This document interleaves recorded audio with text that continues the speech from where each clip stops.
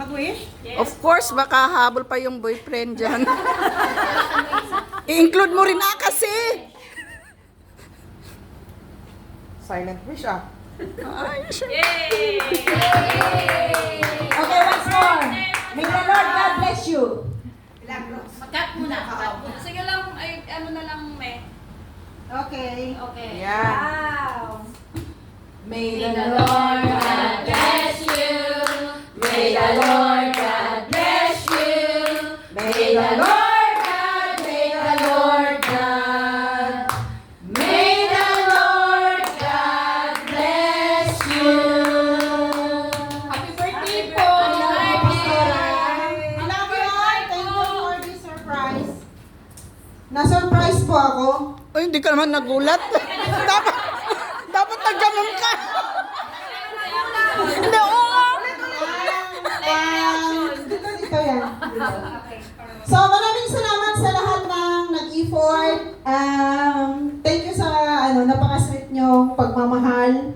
At saka maraming salamat sa marami yung handa at ako'y napagod magluto. Hindi, joke lang. Masaya akong nagluto. Kaya maging masaya din po kayong kakain mamaya kasi ang dami pong pagkain ngayong araw na to. So,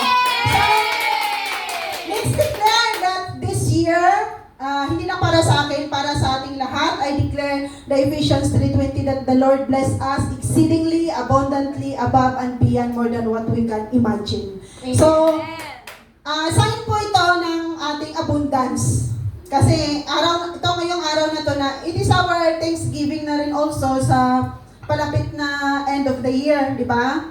So, pasasalamat na rin natin sa Lord na yung kasaganaan niya, walang humpay para sa ating lahat. It's not because of me. Pero ang wish ko talaga sa buhay is makita ko kayong nagiging matatag sa Panginoon. Nakita ko kayong lalo niyong minamahal si Lord, lalo niyong pinaglilingkuran si Lord, at lalo niyong pinapriority si Lord sa buhay natin, at lalo nating pinapaigting ang ating commitment sa Panginoon. So ito po yung sign kasi na we are in a firm foundation. So kahit anong bagyo, kahit anong maranasan natin sa buong taon, pag si Jesus ang sandigan, hindi magigiba. So yun po ang ating tandaan lagi. Put God first, Matthew 6:33. Na seek ye first the kingdom of God and His righteousness. Yung righteousness, yun po yung susi doon. So that the blessings will follow. Without righteousness, the blessing, it will not come. So righteousness is the key na para mag-follow, mag-added ang blessings sa buhay natin. Amen?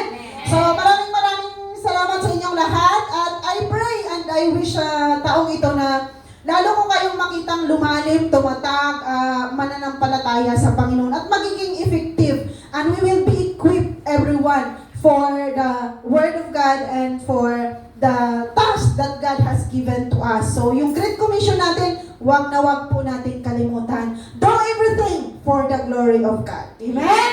Salamat sa Panginoon. Glory to God. Sa lahat ng nag-effort, hindi ko po alam kung sino kayo, I declare the blessings of the Lord upon you, more than what you do. Amen? So, to God be the glory. All praises and honor to God's alone. So, isa pang beses, mag-wish tayo. Kanta tayo. We wish you